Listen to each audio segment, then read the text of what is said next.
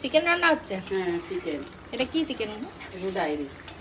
রোডাই, সেই শক্ত রোডাইল, শক্ত মুরগি। হ্যাঁ শক্ত মুরগিগুলো। কষানো হয়ে গেছে? হ্যাঁ। আমাকে একটু দাও না। আচ্ছা ঠিক আছে, কষানো দেবো, কিন্তু আলু কি দেবো? হ্যাঁ, 1 পিস আলু দাও। 1 পিস, বেশি না। 1 পিস আলু দাও।